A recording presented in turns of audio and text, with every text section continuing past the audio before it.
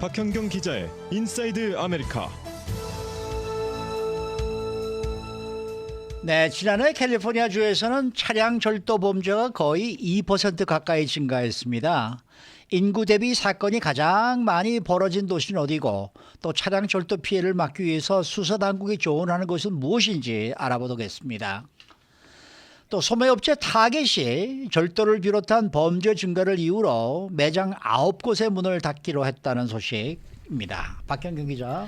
네, 안녕하십니까. 이곳 캘리포니아주에서 자동차를 훔쳐 달아나는 차량 절도 사건이 지난해보다 늘어난 것으로 나타났네요. 네, 그렇습니다. 이 캘리포니아 고속도로 순찰대 CHP 보고서에 따르면 지난해 캘리포니아주에서는 19만 8,538대 차량 절도 사건이 발생한 것으로 집계됐습니다.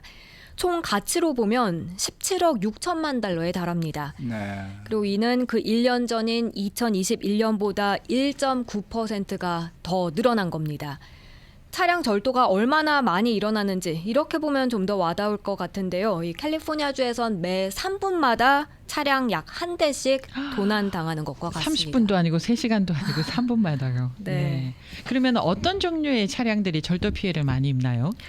네, 오토모빌 비롯해서 개인 트럭, SUV, 상업용 트럭, 그리고 모터사이클 이렇게 분류해서 나왔는데요. 전체 거의 절반 가까이인 48%가 SUV나 개인 트럭이었습니다. 아하, 이어 네. 전체 36%가 오토모빌이었고요. 예. 상업용 트럭과 트레일러가 6.2%로 그 다음 많았습니다. 그리고 모터사이클 5%, 이 밖에 레크레이션용 차량과 건설용 차량 등 기타 차량이 3.9% 순이었습니다. 가장 자주 도난당한 이 차량 모델도 나왔습니까? 네, 오토모빌에서 가장 많이 도난된 차량은 2015년형 기아 옵티마였습니다. 아, 그래요? 네, 기아 옵티마가 가장 많이 털린 차량 상위 탑3 안에 든 건 이번이 처음이었습니다.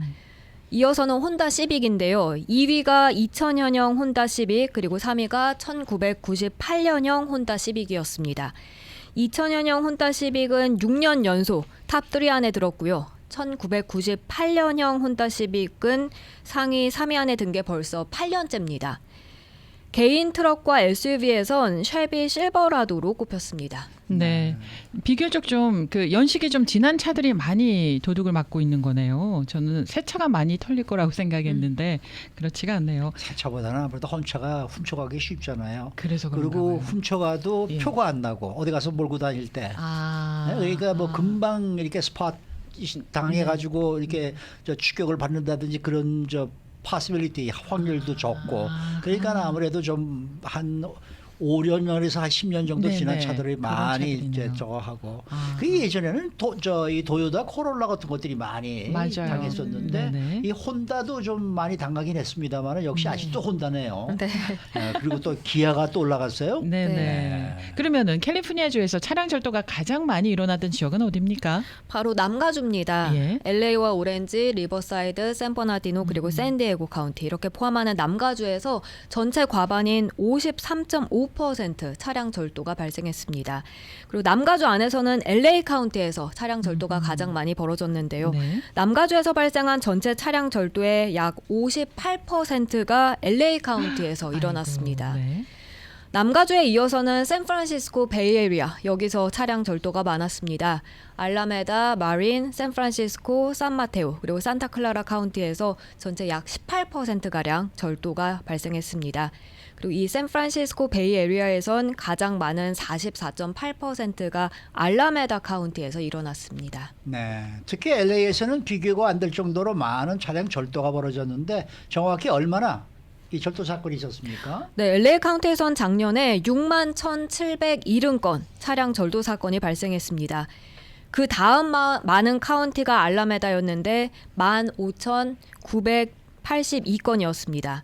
이어서 샌디에고 12,900여 건, 리버사이드 11,280여 건, 샌버나디노 449건 이렇게 모두 만 건을 넘었고요. 그 뒤를 이은 곳은 산타클라라 9,800여 건, 오렌지 9,700여 건 등으로 거의 만 건에 가까웠습니다.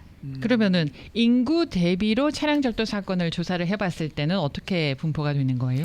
북가주 오클랜드에서 가장 많이 차량 절도가 어허, 일어났습니다. 네. 연방수사국 FBI 가장 최신 범죄 분석 자료인 2019년도 미국 범죄 보고서에 따르면 인구 대비로는 오클랜드에서 가장 많은 차량 절도가 일어났습니다. 오클랜드 인구가 약 40만 명 정도라는데요. 네. 인구 1000명당 거의 12명이 차량 절도 피해를 입었습니다.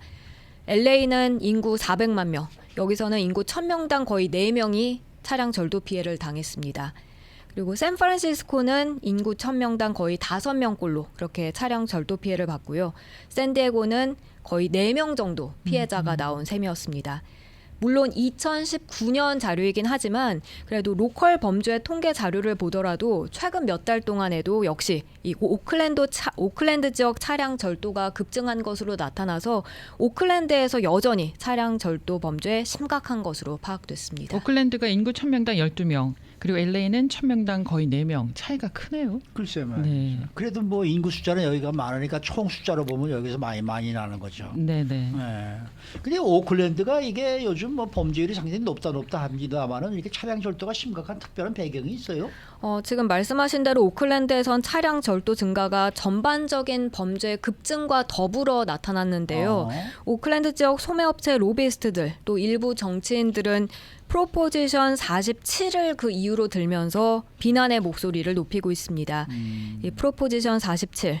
캘리포니아주가 2014년에 재소자 수를 줄이기 위해서 $950 넘지 않는 금액의 비폭력 재산 범죄에 관해선 경범죄로 분류하고 그 형량을 낮춰준 법입니다. 이로 인해 $950 미만의 절도, 또 특정 마약의 소량 소지와 사용은 그 동일한 범죄를 3차례 저지르더라도 1년 이하의 징역 또는 집행유예만 선고됩니다. 물론 이건 캘리포니아 주법인 만큼 오클랜드에서 특히 전반적인 범죄가 급증하고 인구 대비 가장 많은 차량 절도가 발생하는 특정 원인으로 꼽을 수는 없겠습니다만 강절도 범죄가 대체적으로 치솟는 가운데 이에 대한 지적과 반발은 계속해서 이어지고 있습니다. 이 오클랜드가 이렇게 범죄율이 높아지니까 다 떠나는 거예요. 농구팀도 떠났죠. 네. 풋볼팀도 떠났죠. 그렇네요. 이제 야구팀도 떠나죠. 이거 뭐 점점 더 황폐화될 수밖에 없죠. 네. 참 걱정이에요. 그러면요, 차량 절도 피해를 예방하려면은 뭘 어떻게 하면 좋습니까?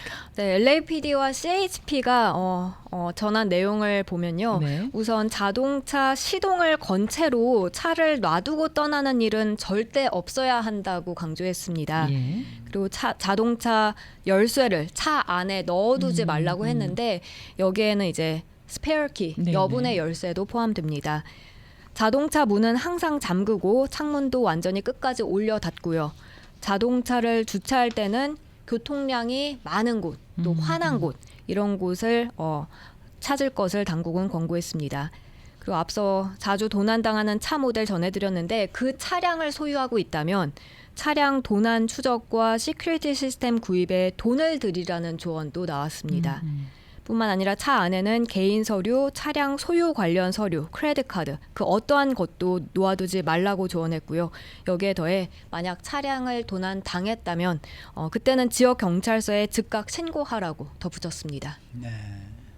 자, 다음 소식입니다. 이 소매업체 타겟이 절도를 비롯한 범죄 증가를 이유로 매장 9곳에 문을 닫기로 했네요.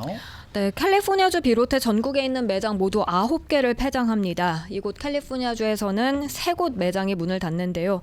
샌프란시스코와 방금 전해드린 오클랜드 지역 타겟 매장 아하. 3곳이 닫게 네, 됩니다. 타겟도 떠나네요. 네, 이 밖에 오레곤주 포틀랜드 지역에서도 역시 타겟 매장 3곳이 매장 운영을 영구히 중단하고요. 워싱턴주 시애틀에선 2곳이 완전히 클로즈합니다. 그리고 나머지 한 곳은 뉴욕시의 흑인 거주 지역인 이스트 할렘입니다.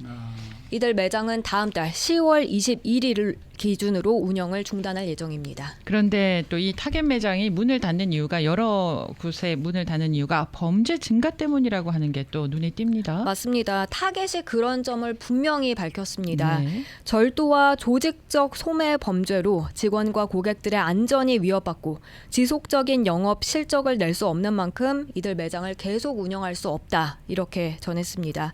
그리고 그동안 노력을 안 한 게 아니란 점도 분명히 전했는데요. 네. 보안 요원을 확충하는 등 절도 방지를 위해서 투자를 하기도 했지만 근본적인 어려움을 통제하기에는 부족함이 있었다고 설명했습니다.